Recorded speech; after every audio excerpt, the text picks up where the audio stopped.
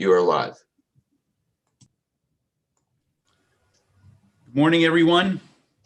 I'm Rich Berliner from Connected Real Estate and Connected Virtual Shows.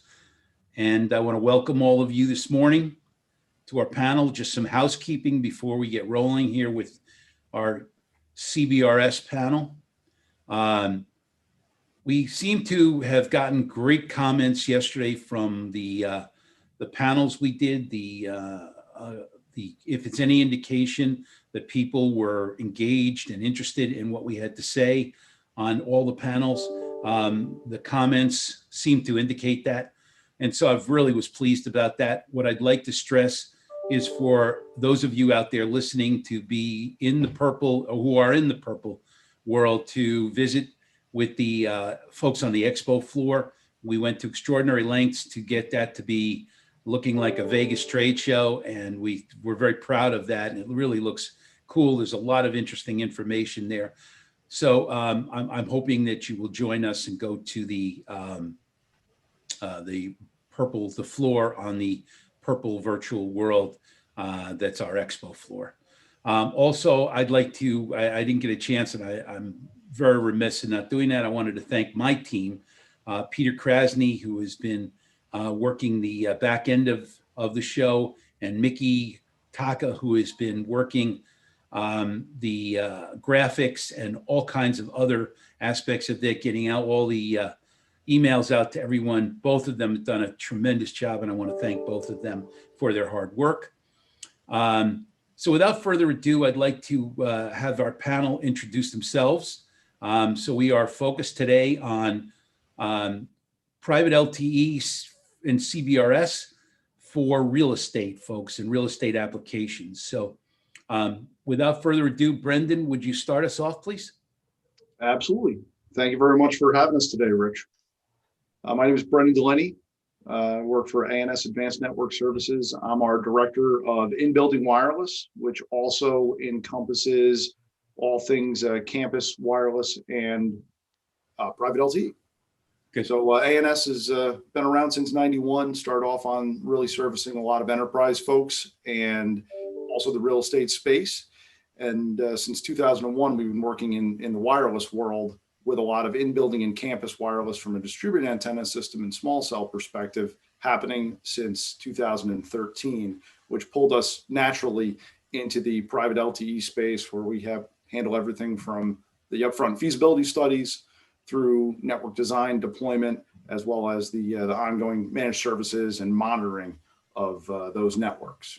Gotcha. Karen? Hey, I'm Karen Davis, and I'm with M Communications. We're the benchmark in wireless for integrations and installations. We come to this panel with a little bit different space. We're not a carrier or a third-party operator or a national private network operator. We're installers. So we aren't competing with our 3POs in any way. And on top of that, we're hardware agnostic. So we have no OEM affiliations, but we are a preferred vendor for many of them. So we're installers. We won't compete with your customer's business, but we're here to be the benchmark in wireless, and we're known for our quality of work, performance of installation, and helping our customers stress less. We get this in quiet. So that's what we do. We install technology, and that's why we're here. Cool. Glad to be here. Thanks, Rich. Great. Thanks, Karen. Varun? Hey guys, this is Varun Vashisht. I'm the Director of Emerging Technologies at Amdocs Open Network Division, leading some of our SaaS, CBRS, and Private LTE initiatives. Amdocs started with Yellow Pages and has does the billing systems for global operators. In the network space, we bring in our network analytics platform, bring in the automate and operate DNA to bring in the end-to-end deployment, design, and operations. Gotcha. Thank you. You certainly get the award for best hair on our panel today. So I award that to you at this point. Eric? That seems strangely directed at me, Rich, but I won't take it personally. Not at all. Eric Isherwood. I'm the Vice President of Sales for Geoverse in the North Central region. Geoverse is a company that's been around for a long time under a parent company called AT&I. And really broadly, AT&I and Geoverse, we're a service provider, but we're also a network infrastructure builder. And as it pertains to private LTE, we operate evolved packet core and manage basically end to end what happens in private networks. So that's the part of the company that I work for. And private networks have been being built for a long time, but I think what we're seeing now with this transition to the CBRS being available, that's really what's changed things. But Geoverse has been doing this for quite a long time. Got it. So, Brendan, I'd like you to start us off and sort of set the foundation. Again, you can't build a great house without a great foundation first. So set the foundation for CBRS. And again, you and I were on a webinar not too long ago where our friend John Schultz insisted there be no acronyms. So anything you want to tell us, you need to define. Yes, So, and I'll try to give a little bit of information behind the CBRS acronym, since we've already started off breaking our own rule. exactly. But please have at it. All right, and mentioning of the strong foundation there, Rich, going back to 2015, the FCC established the Citizens Broadband Radio Service, which is what CBRS stands for. And it's as an unlicensed or lightly licensed spectrum service. And it's governed by a three-tier framework. And the thought process behind that, through some very intelligent and forward-looking folks working with the FCC and the government at large, was to utilize these swaths of 150 megahertz of underutilized spectrum that was used primarily at that point by fixed wireless access companies in primarily rural America, as well as some metropolitan areas, but also by the U.S. Navy for some radar operations on aircraft carriers. So between the handful of rural wireless operators, as well as the fact that there's only a few spots in the country that are largely accessible by aircraft carriers, that spectrum was largely underutilized. And 150 megahertz is a lot of spectrum to be made available for use by whether it's additional fixed wireless access users, enterprises, carriers, and campuses. It's a great asset to have access to. These efforts were largely driven by the Wireless Innovation, or WIN Forum, as well as the OnGo Alliance. So one side took the technical piece and really ran with getting those standards adopted and approved by all the many parties involved with this. And then the OnGo Alliance took over the work with a lot of commercial entities to start getting buy-in, everything from the manufacturing set through integrators, all the way through to end users, and starting to bring that to fruition. Gotcha. So, Eric, I thought that one of the things that we should talk about is, as Brendan brought out, this is a technology used by the Navy. It's not something that we would want to interfere with trying to, use a channel in the CBRS band to make a phone call or to use, a device when the Navy is trying to use this for their radars in New York Harbor. So how does it work that we don't stumble over each other and we don't, step on other people's interactions here? How do we make sure that doesn't happen? Sure. So while this spectrum is open for use, with various levels, we'll talk a little bit deeper about that. Because there's an incumbent, because there is some light licensing and some actual licensing on it, there is something known as the Spectrum Allocation Service, which is where any user of I'll use CBRS now that we've defined it, any user in the CBRS spectrum has to register with the Spectrum Allocation Service, also referred to as the SAS. And the SAS's responsibility is basically to have awareness to all the networks that are in operation, where they're located, in the event that either the incumbent needs to create priority and turn off users from that spectrum, Or if they do find interference in areas, they'll be able to identify exactly who's using the spectrum and how to rectify the problem. So they're really a clearinghouse for any issues that might arise. So am I thinking of this correctly? If I recall back to the days of the PBX system in the office, where we no longer had a phone on everyone's desk and everyone had an outside line. What it was there were 50 people in the office and there were 20 phone lines. And when you needed a line, you pressed the button and the system gave you a channel. Is that sort of a good way to look at this, Eric? Yeah, I mean, they're going to be applying spectrum across the area based on the needs they see. And again, as Brendan mentioned, this is it's a broad swath of spectrum. So I think what we're going to find in the early days of this is a high unlikelihood of it getting crowded, and a freedom of use. But as time progresses, and especially in dense areas, you may see things where the SAS has to step in and understand how to rectify issues. But to your point, they're going to be applying those concepts to ensure spectrum availability to those folks who require it in the market. Yeah. And it seems like, the benefit of frequency reuse also helps, because you can, if you've got if Brendan is using that frequency in Albany, that can be reused, 20 or 30 or 50 miles south of there.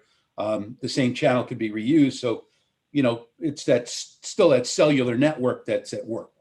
Sure. And that's kind of the efficiency of what they've created with, even how the RAN is set up and the power of the radio nodes of the RAN to try to contain signal to an area. So this is all very manageable and to your point, a social use of spectrum, which is a much more efficient way for us to move forward as we, evolve into the newest technologies, 5G and beyond, where, this is going to be critically important that we have access to spectrum.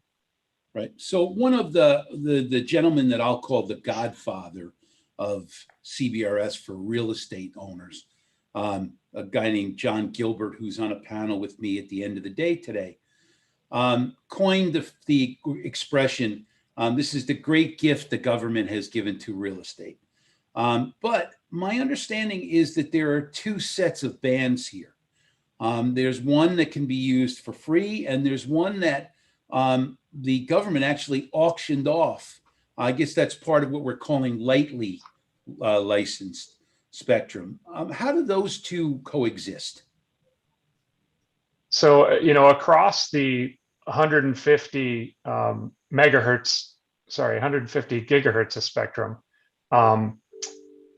a section of that was part of the auction to give folks, actual ability and ownership to have priority on those frequencies. So you have the incumbents, then you have what's the level called priority access license, or PALs. An auction occurred.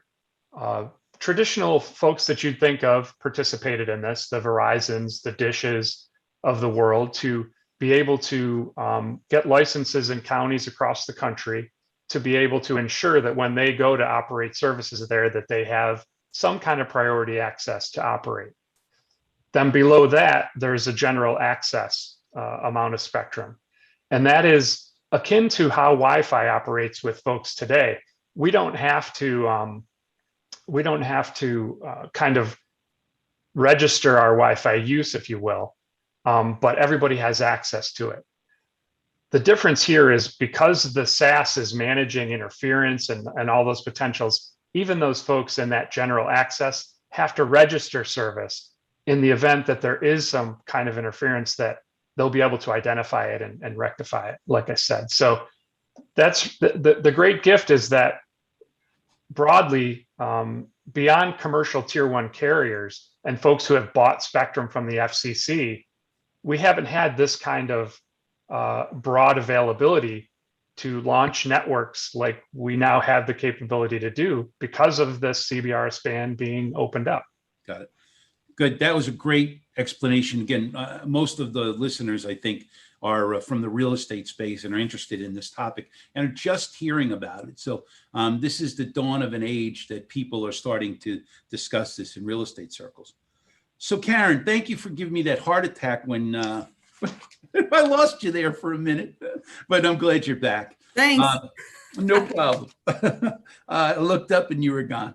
But so is it too early, or is it just the right time for real estate owners to start thinking about private LTE? Again, we're doing another panel at the end of the day with 2 real estate owners and somebody I consider a really smart professional in the wireless space.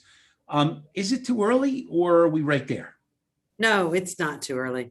It's, you're not managing over Wi-Fi now. You'll be more secure network. You own it. It's cleaner. There are lots of solutions in play right now in many industries, especially education, sports, hospitals, and more solutions coming every day. So it's kind of like the land grab back in the turn of the century during the gold rush. You get the land to have an opportunity to find your gold. The spectrum is the valuable commodity here, and the opportunities to own and operate that spectrum, that's the gold. That's here. It's coming.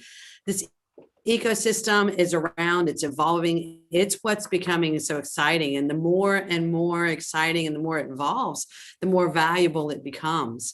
When you talk about, what can you do? What are those use cases for your CBRS folks, for CBRS, for your real estate folks? You can set up faster, more secure, private connections on the unlicensed spectrum. You can segment this private network.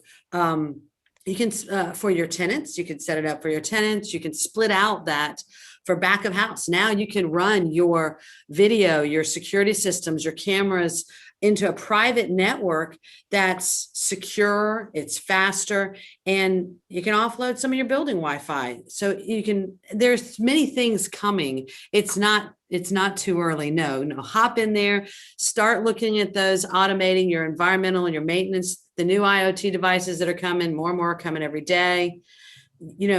CBRS can become the backbone for automating and managing buildings because of this increased speed and the security. It's not too early. Go, go, go. Find the gold. So I think, Varun, I agree with Karen entirely that, it's not too early. Now is the time to be thinking about how you will use this technology. So a couple of things. One is the real benefit here is sort of getting an end-to-end, start to finish opportunity for someone to come and install and manage and connect you to the SaaS and give you a hug and a kiss, the whole shoot and match, and connect you to roaming and all those things. But what's the benefit of the entire process here? In other words, what's the killer app for real estate? Have we determined what that is yet? And, certainly, you could talk through the end-to-end discussion of putting it together, but is there a killer app in your mind for real estate that we should be thinking and talking about? I think that's a great question. Specifically, with COVID-19 specifically, when it hit us last year, it's driving new needs like remote learning that we're seeing in the industry right now, more IoT and touchless devices to resume business basically, and resume it in a new way. Think about AI, artificial intelligence in warehouses. It needs basic connectivity to run.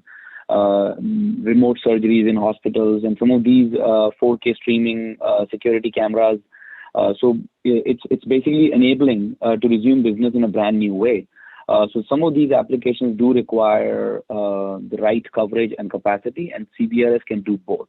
It's the prime mid-band spectrum that can do coverage as you need it and capacity as you need it as well. Amdocs is playing a crucial role in the industry right now by bringing an end-to-end solution together across multiple technologies and components of their existing IT networks and the new cellular network. The private network drivers are simply the use cases for each real estate owner.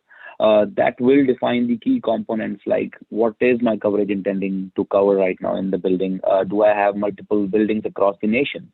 What is my capacity requirement? How many concurrent users do I need to support concurrently?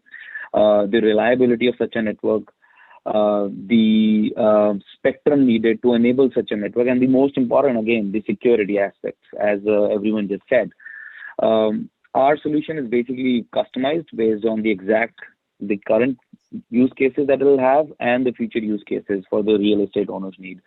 It includes the solution design from a use case requirements to the network requirements in terms of which is the right RAN, which is the right EPC, our SaaS. We are the very one SaaS administrator, and powered by our software services of design, system integration of IT, and network and managed services with a network analytics platform. Okay, gotcha. So Brendan, you're too young to remember this reference, but there's a movie called The Graduate, and the guy takes the star of the movie aside and he says, I'm going to say one word to you: plastics. And so he's trying to drive home a lesson. So the equivalent here is I'm going to say two words to you: American dream. So we really do use that as an example because that to me is really a killer app. But it was a very early killer app. But I think that there's a lot of lessons to be learned there. So that was a long way to get to that point. But I like the lead. I really like the lead in, Rich. So, I'm just full of those. Yeah, and it's Go ahead. It's a use case of the American dream that I think can be transposed to a lot of real estate scenarios. It's a big space, but it's a existing campus and facility, which a lot of real estate folks that I'm sure are watching this have existing facilities that, especially after COVID, there's a lot of thought of how can we repurpose these? How can we get the best bang for the buck out of the existing assets we have? And what drove the private LTE deployment at American Dream was it is a brownfield environment, existing campus, parking lots, roadways, et cetera, encompassing about 600 acres. And they had a need for connecting up. The first thing on their mind was we need to connect our digital signage that helps wayfinding. It's dynamic so that if there's an accident on 95, we can route somebody to Route 4 to try to mitigate the impact and keep people moving in and out of the campus, or for game day events, because it's right across from MetLife Stadium. And that was the first use case that they had. Right, but what was the alternative? The alternative was fiber, which is a great medium. But in this case, it would have taken 12 to 18 months and $47 million to get new conduit fiber out to these locations. And first and foremost, there just wasn't that much time before they wanted to get people on campus. And also, in terms of the design, equipment, and integration of the platform, the CBRS network only cost them $400,000. So that piece was a no-brainer in terms of cost comparison perspective. Even adding in some of the labor to get the radios and antennas deployed, it was a drop in the bucket compared to a $4 to $7 million price tag.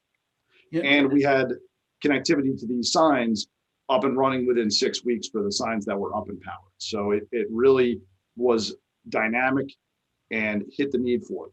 Right out of the gate, there was also now this LTE connectivity that they were able to connect up some of their remote work trailers and parts of the job site for internet connectivity to support security screening for vehicles coming in, support the network needs in a more flexible manner. There's also, I guess there was a discussion of letting the kiosks in the mall itself use this to run their credit cards and yada, yada, yada.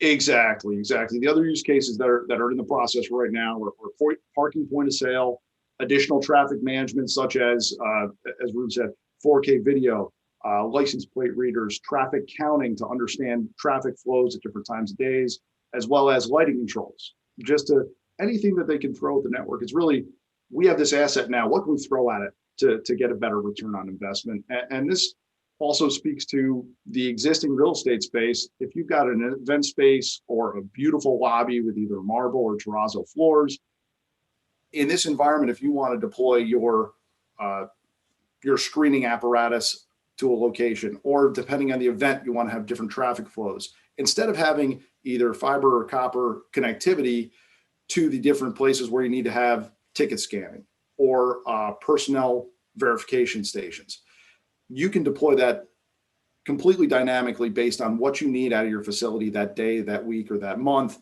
And you're not stuck having to put new infrastructure out there. As Karen stated, it's can be offload your existing Wi-Fi system. Let Wi-Fi do what Wi-Fi does best. Folks walking in off the street, internet, email, and the like, and you put your critical applications on this secure and really high quality service layer. Yeah. So Eric, one of the recent deals, or probably the most prominent recent deal, was Rudin Management hooking up 345 Park and some of their other buildings for CBRS. And again, that was another interesting killer app in my judgment, because they were using that, the CBRS network, to connect to their own proprietary software, which is called Nantum, which then gives them the ability to take their data and manage it. And it's to me, John and I have been talking about this for a number of years. It's a brilliant use of this technology. So in your mind, what are the other killer apps that are coming? And is this sort of the type of thing that we're going to see CBRS used for, or am I missing sort of Uber and Lyft, which don't yet exist? Yeah, so I think fundamentally this entire business right now this isn't about a fancy new technology that exists. It's about a foundational use case that this technology can solve. And, to your point, within commercial real estate, there are some things today that these networks can do better than what has been used in the past, much more efficiently. And I think as the future progresses, once you get that foundational use case in place, it's funny how folks find all these other things. As Brendan mentioned, the foundational use case there at American Dream was singular. And then once they kind of hit that path, they said, what else can we do? And it's crazy how often I leave customers with that. After we've presented, I just let them ruminate with this. And they come back to me with all of these other things. So, to your point, in commercial real estate, there are folks in the business of generating revenue on an asset. That's why they're there. Let's not parse it. They're there to generate revenue on an asset. Foundational use cases in this case are things that drive net operating income, increased ROI. So oftentimes it's things like building management. If they can save money on energy, if they can, save money on how people process through the building with COVID, if they can save and understand how to operate a safer building from a health perspective, those are all the things that are going to drive, again, these foundational use cases that then lend this technology to really opening up to be able to solve a litany of things that go on in commercial real estate that, as Brendan mentioned, could have been done on fiber before, or they could have been supported via Wi-Fi. This technology presents a great deal of flexibility over those. It presents greater security. It presents true mobility through a building. And the beauty is that, just for reference, if folks know about Wi-Fi in a building in commercial real estate, these deployments are generally, a Wi-Fi deployment is 4 to 5 times the amount of node equipment, of APs in a building. So think about how much lighter these networks are to be installed into a building. and then how they can be leveraged to solve issues. I think I mentioned this to you before, but there are things that Wi-Fi does well. There are things that fiber does well. Nobody's saying those things should go away. This has a place and it does things very well. And it may unseat some of those things that fiber did well or Wi-Fi did well. But in the evolution of commercial real estate, this is going to give an owner that ability to drive the NOI, have full control, and to your point, Rich, have the analytics behind all of this. This is now all under their control, and they'll have visibility to all of it. So my partner in crime, Darlene Pope, who did moderated a number of panels yesterday, is very astute on what's coming down the pike in sort of the digital landscape. And they got into a discussion on one of her panels about, buildings are 10% occupied, but using 90% of the electricity that they always have, 90% of the electricity and gas. And everybody's scratching their head. Well, all of the networks are running, and all of the lights are on during the day because there might be one person on that floor, and all of these, yada yada yada things are going on. But at the end of the day, I think CBRS has a real place in the ecosystem to be a more specific guidepost for those kinds of things, and being able to shut down what really isn't being used, and being able to, take from the technology usage and cut down that. We have, ESG is a huge part of what's going on now in the real estate business. And in New York, it's being mandated that you must cut your carbon usage. So I think you're on the right track. And I think it's going to be, folks like the American Dream entertainment complex, wink, wink, Brendan, are going to find other uses for CBRS. So that was an editorial, I guess, rather than a question. And Rich, I will add one thing. I don't want to go into a lot of detail, but on the horizon very soon is the ability to integrate voice onto these private networks.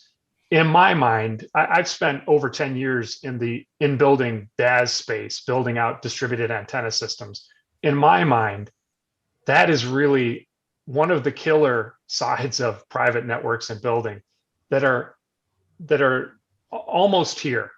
Because, when you look at how distributed antenna systems have been put into buildings to date, the carriers have funded all of that. It's brushed the surface of the addressable in-building market.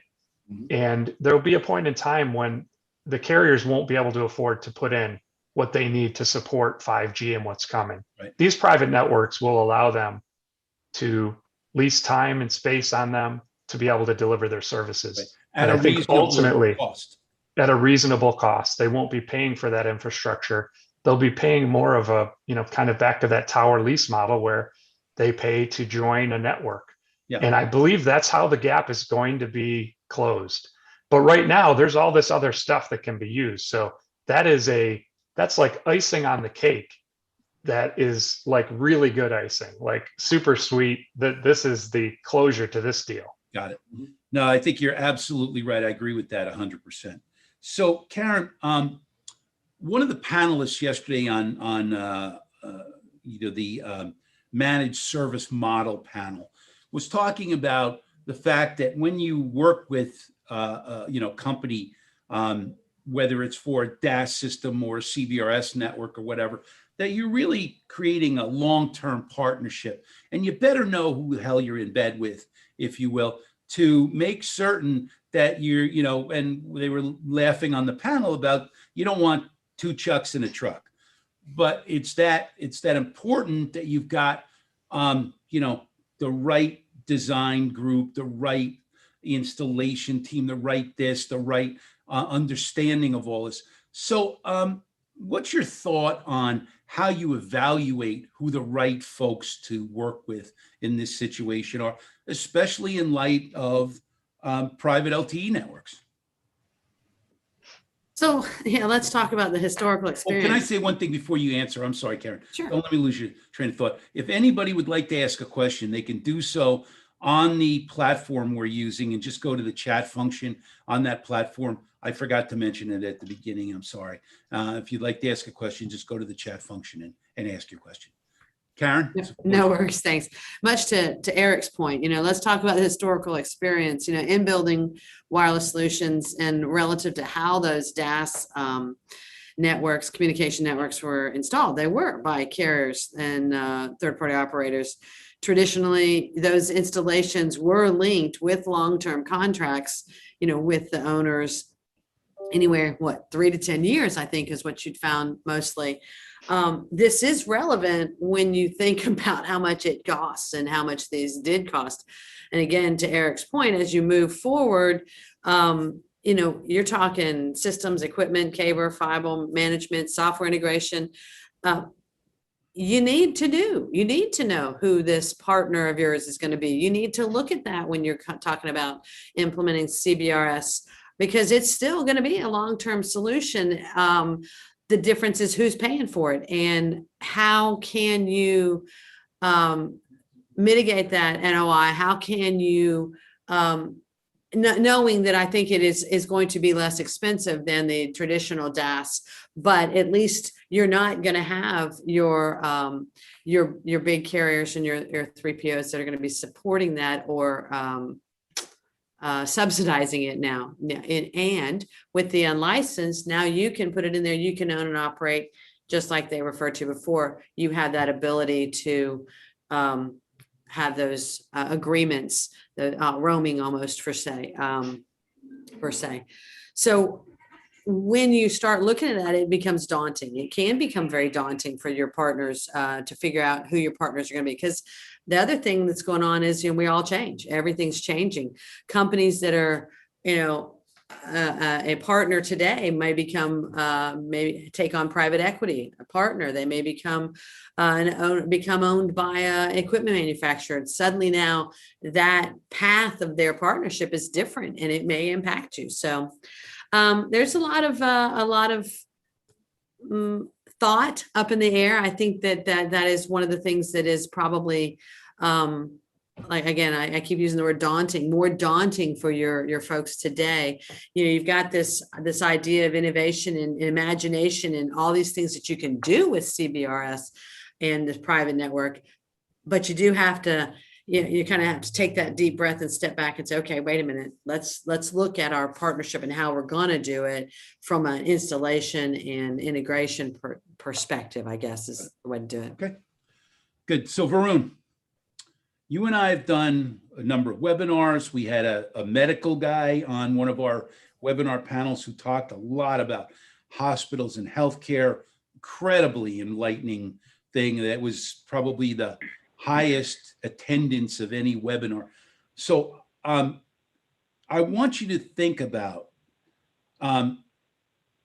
use cases, verticals, the thought process you have. I don't want you to use the word Amdocs in this explanation at all, but where are we going with the use case piece of it?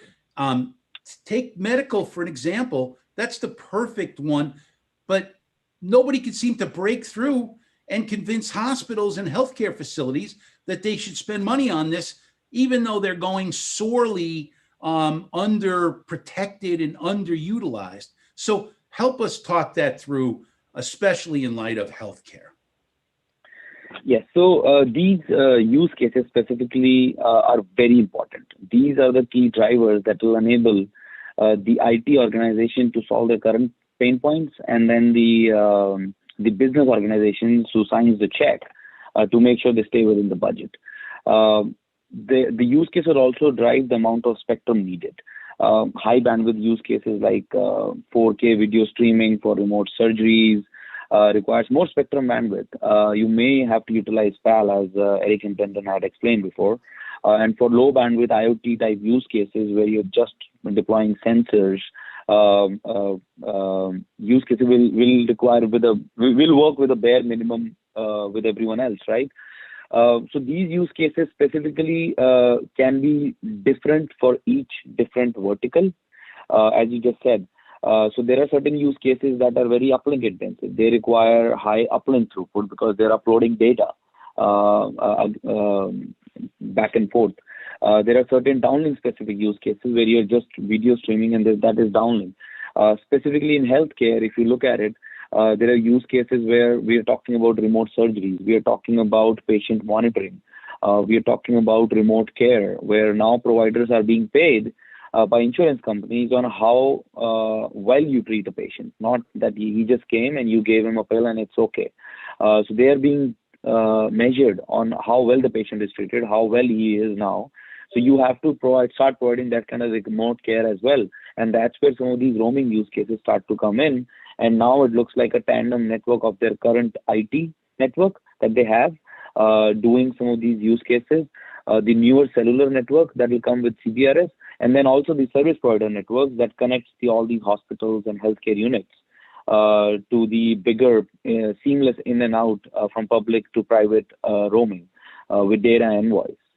Yeah. So you remember Eric talked about, you've got to go to different constituencies within a hospital or within a company to convince each one. So you got to go to the IT guys and go, no, this is going to be a lot more secure than what you're using now. Then you've got to go to another group within the hospital and say, okay, well, here's what you could actually do with this. In the world that Eric described of hospital at home, you're going to have people monitored 24/7 all over the place that you couldn't possibly do unless you had a private network. So, those are the kinds of things that we're thinking about. And I know that in your world, these are kind of the killer apps, and you've got to go out and talk to these people about the killer apps. So, is it getting harder for you or easier for you to go out and talk these things through?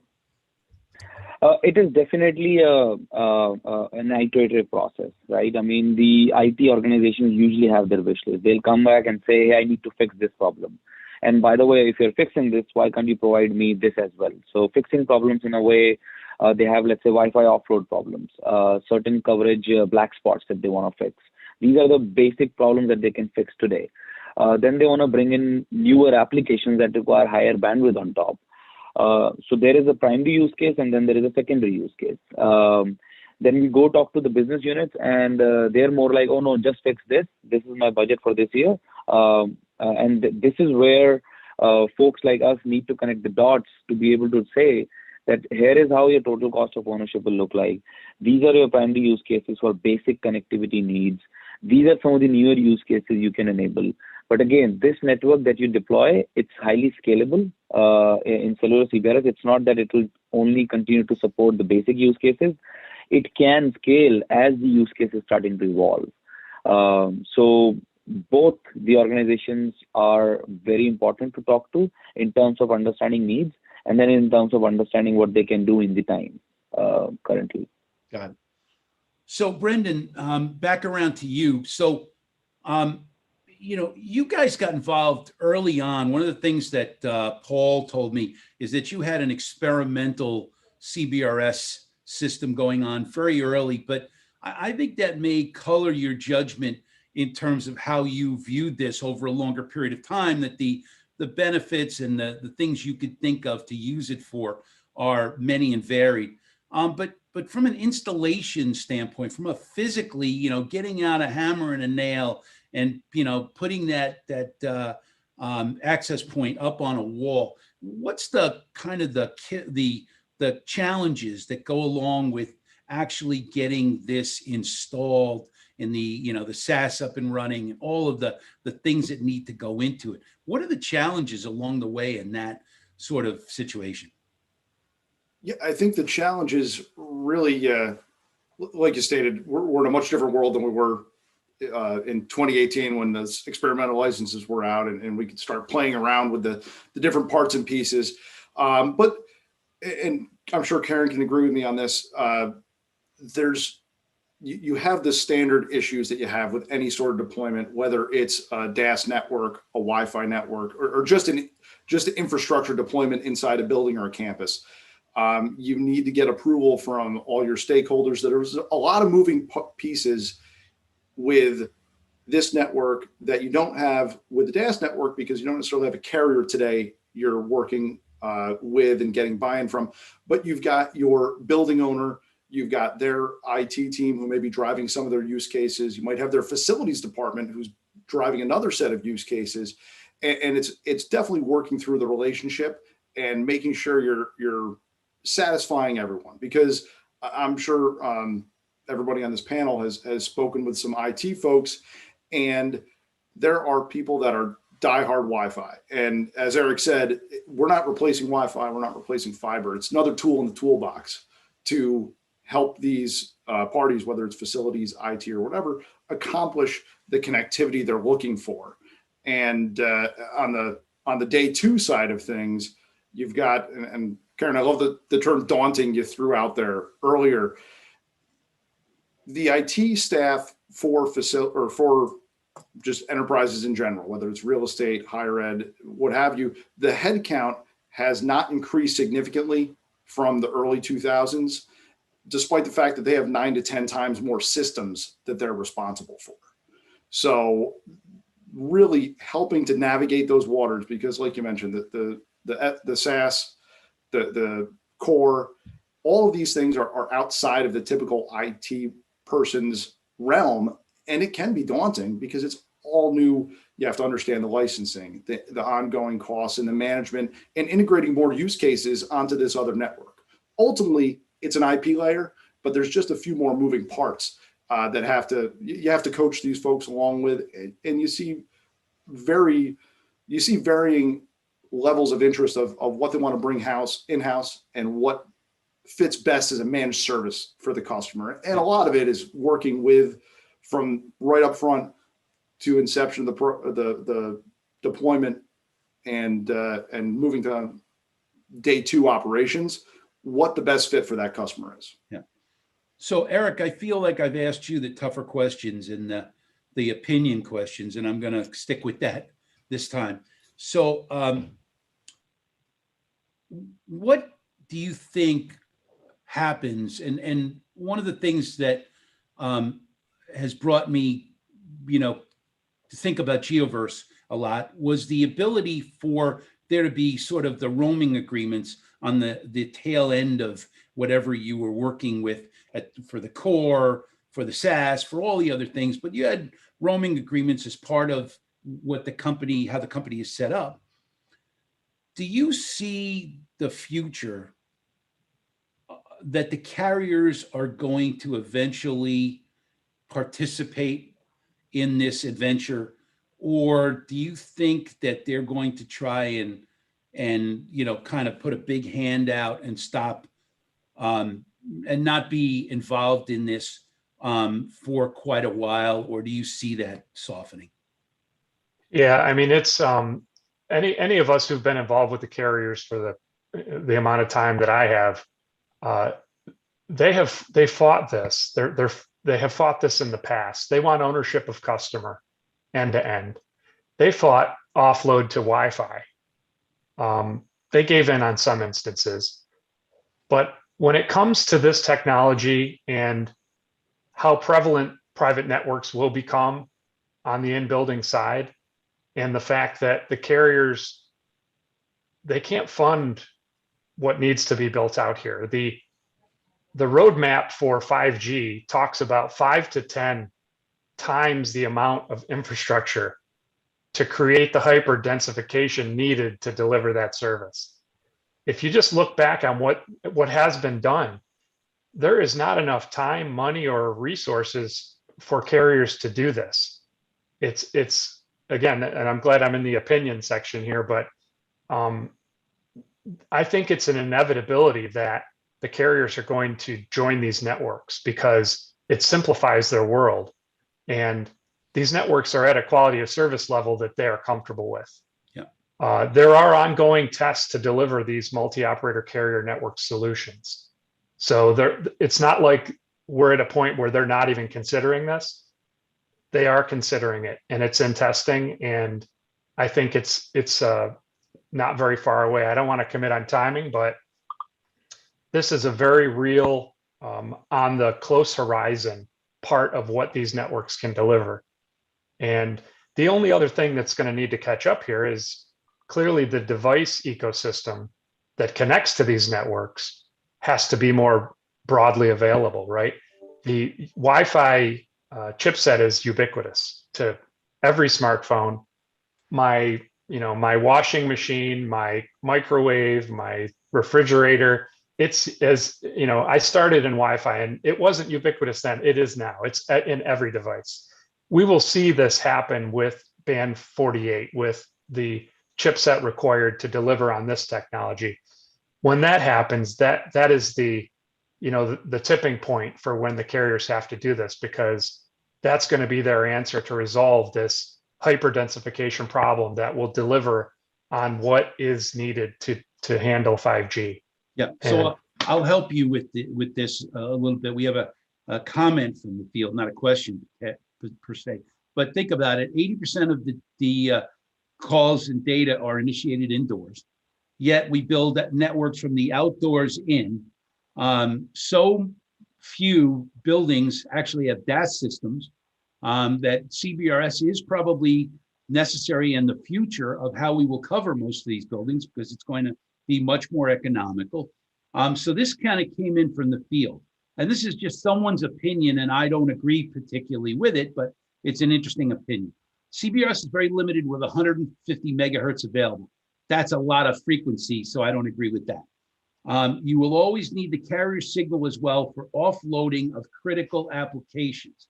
I see it as the other way around. You need CBRS for the offloading to the carrier. CBRS is a building for voice.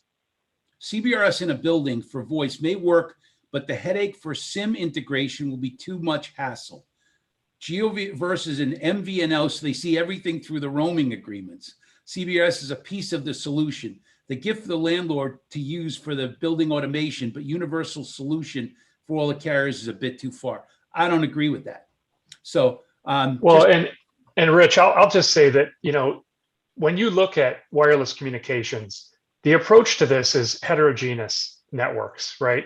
As we had said, nobody's talking about displacing Wi-Fi. Nobody's talking about displacing the use of fiber. Right. This is going to, their point is valid. This is going to be part of a solution. I think I mentioned this on the call the other day. I heard this in regard to climate, but in regard to these things, there's no silver bullet, but there's silver buckshot. There are other things that come together to create the solution. And I think that's all we're saying. This is all part of a group of solutions that will deliver on what is needed in the building. Agreed. I want to make sure we get to Karen, because there's an interesting question I wanted to ask her next that fits right in here. So Karen, this is important because we're building from the outside in. We need to cover the building. But one of the things that no one really has talked about from a dollars and cents standpoint on my panels anyway, is the total cost of ownership. What does it cost to put this in and to run this?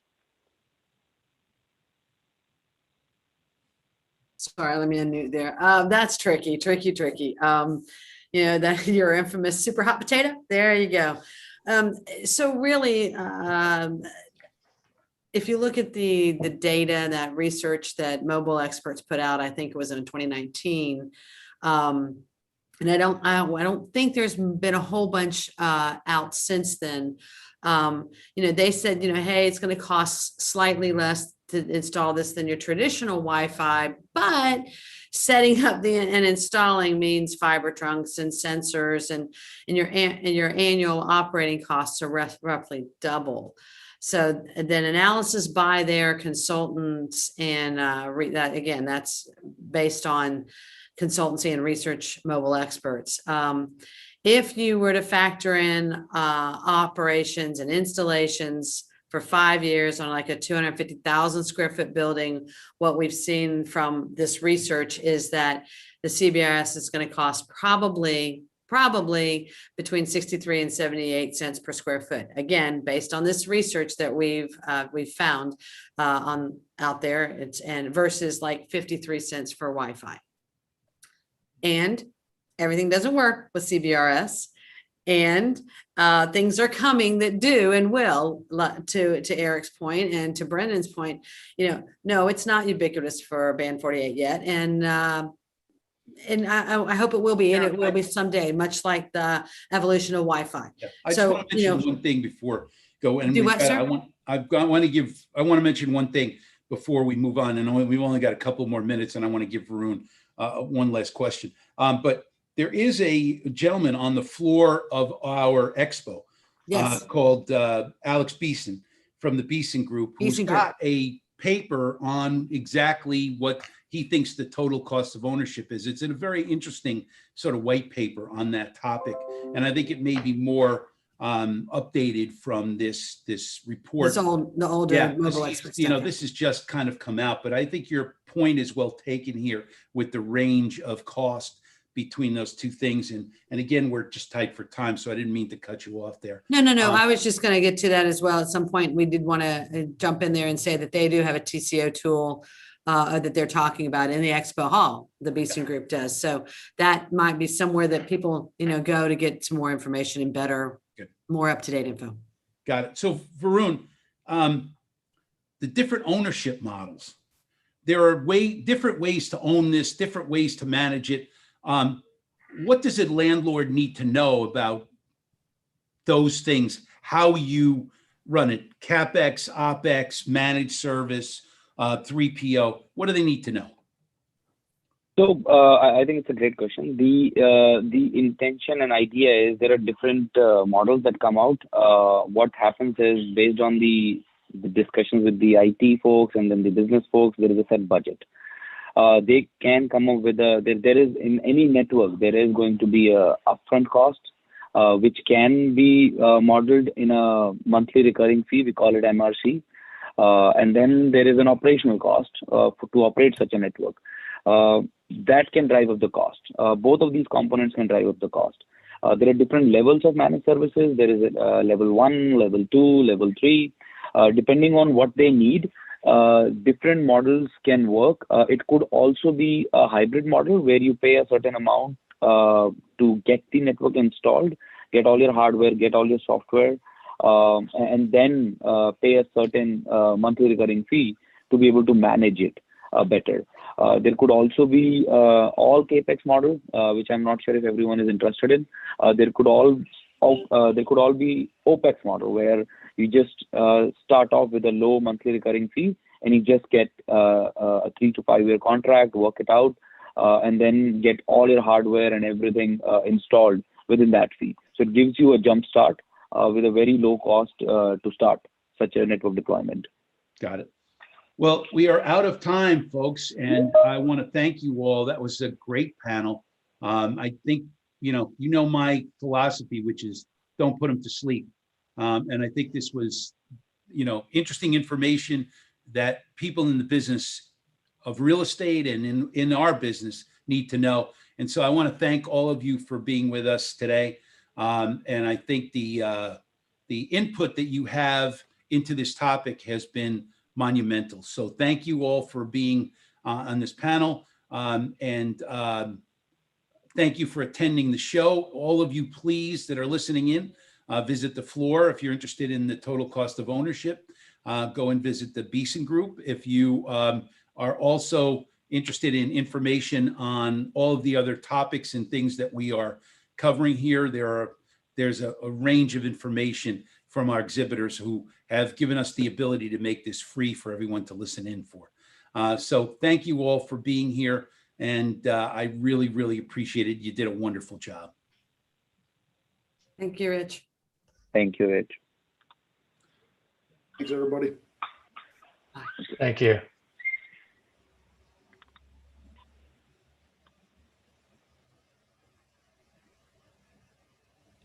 Pete, you good? Yeah, you can drop. Good. All right. Thanks, Thank you, everybody. Thank you, everybody. Thank We you. just needed to have a clean ending here.